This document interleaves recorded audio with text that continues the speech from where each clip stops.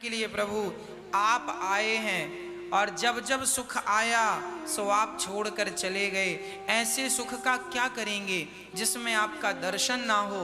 भला वो दुख है, कम से कम आपका दर्शन तो करा देता है। हे नाथ, किसी भी प्रकार से मैं आपसे दूर होना नहीं चाहती, अब आप समझ लीजिए। भगवान कृष्ण मुस्कुरा कर बोले, माँ मैं सब दे सकता हूँ पर दुख नहीं दे सकता।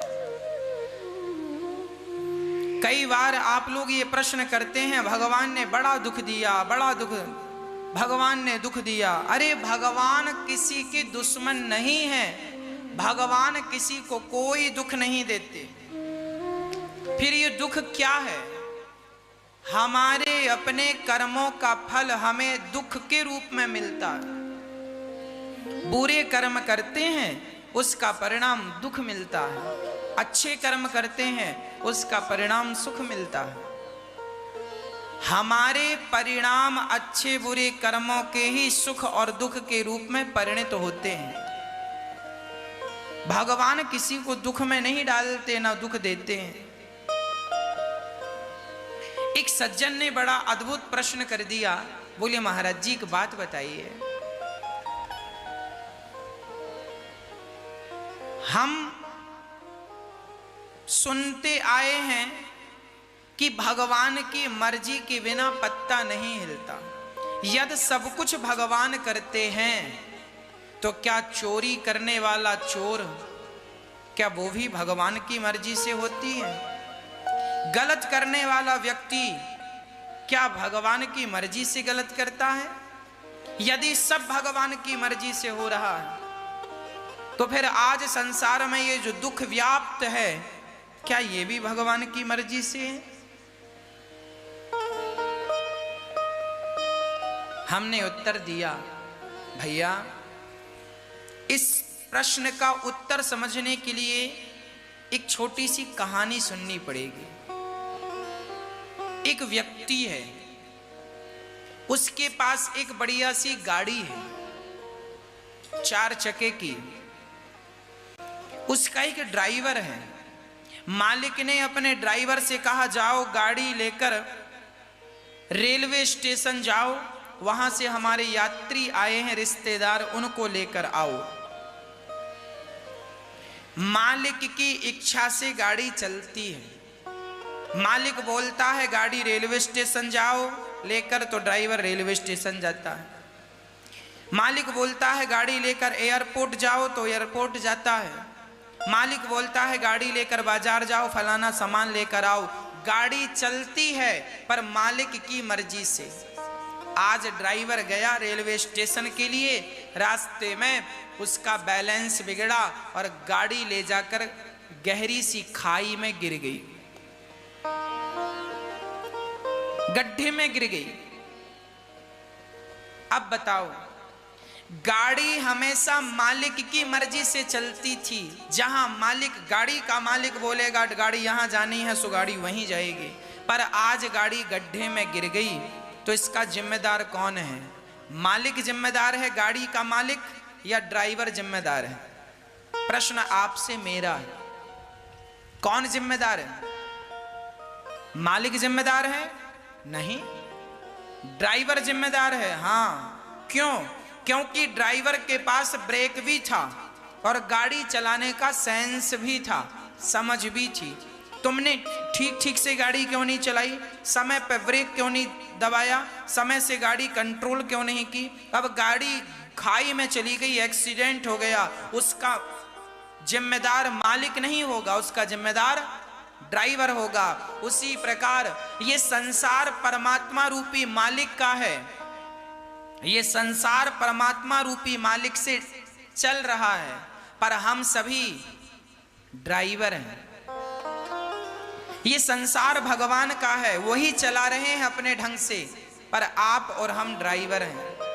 हमारे पास सोचने, समझने और निर्णय लेने की क्षमता है। हमें पता है, कोई आपसे कहे कि कुएं में कूद जाओ तो क्या आप कूदेंगे? आपको पता है कि कुएं में कूदने से मेरा नुकसान है। आप मतलब आपके पास समझ है कि क्या सही है और क्या गलत है। आपके पास समझ ना होती तो जिम्मेदार भगवान होता। गाड़ी में ब्रेक ना होता तो मालिक जिम्मेदार होता कि मालिक ने गाड़ी को ठीक नहीं कराई तो ड्राइवर की क्या गलती, पर ब्रेक भी था, समय से ना लगाने से एक्सीडेंट हुआ। उसी तरह ये संसार भगवान की मर्जी से चलता है, पर आप लोग जो अपना निर्णय लेते हैं सही गलत पाप पुण्य करने का, वो निर्णय आपका है। उस निर्णय के जब आपने चोरी की तो क्या आपको पता नहीं था हम गलत कर रहे हैं? हर चोर को पता होता है ये गलत है। यदि चोर पागल होता और पागलपन में चोरी करता तो उसका पाप शायद भगवान को लगता, पर तुम्हें अक्ल है, समझ है, सूझबूझ है, क्या सही है क्या गलत है। तुम्हें पता है कि पेड़ काटना गलत है, फिर भी पेड़ काटे, जंगल काटे जा रहे हो, काटे जा रहे हो, तो क्या इसका जिम्मेदार भगवान होगा? नहीं, आपके पास समझ है, उसके जिम्मेदार आप हैं। आपने अच्छा किया तो समझ आपकी थी, बुरा किया तो समझ आपकी थी। आपके अच्छे और बुरे कर्मों का फल परमात्मा तुम्हें देता है सुख और दुख के रूप में। ईश्वर जिम्मेदार नहीं है। आज संसार में जो भी हाहाकार मचा हुआ है, आज जो भी त्रासदी मची हुई है, इसके जिम्मेदार ईश्वर नहीं है। अरे किसी के भी दुख के जिम्मेदार परमात्मा नहीं है और किसी के भी सुख के जिम्मेदार परमात्मा नहीं है। हर व्यक्ति अपने अच्छे कर्मों से अच्छा फल भोगता है, बुरे कर्मों से बुरा भोगता। अब प्रश्न ये खड़ा हो गया कि महाराज जी, जब कर्मों का ही फल भोगना है तो फिर भगवान की भक्ति क्यों करें? हम अच्छा करेंगे तो अच्छा मिलेगा, बुरा करेंगे बुरा मिलेगा। जब कर्मों का फल ही भोगना है तो फिर राम नाम क्यों जपें, भगवान की कथा क्यों सुने? भगवान का नाम जपने से क्या फायदा? तो सुनो, ये तो सच है कि हमारे अपने कर्मों का फल हमें मिलता है। इसके उत्तर के लिए भी एक छोटी सी कथा मैं आपको सुनाता हूं। एक गुरु जी के दो चेले थे। एक चेला सत्संग करता था, एक चेला वैश्या के घर जाकर उसका मुजरा देखता था। एक दिन मुजरा देखकर वो लौटा, वैश्या का नाच देखकर लौटा, तो वहां सोने की थैली मिल गई, सोने से भरी थी। वो बड़ा प्रसन्न हुआ और ये सत्संग करने वाला चेला सत्संग करके गुरु जी के पास जा रहा था कि इसके रास्ते में पांव में बड़ा सा कांटा चुभ गया, कील चुभ गई और पांव को फाड़ती हुई आर पार हो गई। लंगड़ाता लंगड़ाता वैद्य जी के पास गया, कील निकलवाई, दवाई लगाई और गुरु जी से कहा, गुरु जी मैं सत्संग करता था तो मेरे पांव में कील लगी और वो वैश्या के घर जाता था तो उसको सोने के सिक्के मिल गए। तब गुरु जी ने कहा, बेटा तुम नहीं जानते हो, तुम वर्तमान को जानते हो, तुम ना भूतकाल को जानते हो ना भविष्य को जानते हो। गुरुजी आप बताइए। गुरुजी ने कहा, बेटा उसे सोने की थैली मिली है ना, उसका पुण्य अधिक था पिछले जन्म का। आज के दिन उसे राजा बनना था, राजा को खजाने मिलने वाले थे इसको, पर इसने वैश्या के घर जा जा करके कुसंग कर करके अपना सारा पुण्य नष्ट कर लिया। तो इसका थोड़ा सा पुण्य बचा तो सोने के इतने से सिक्के मिल गए।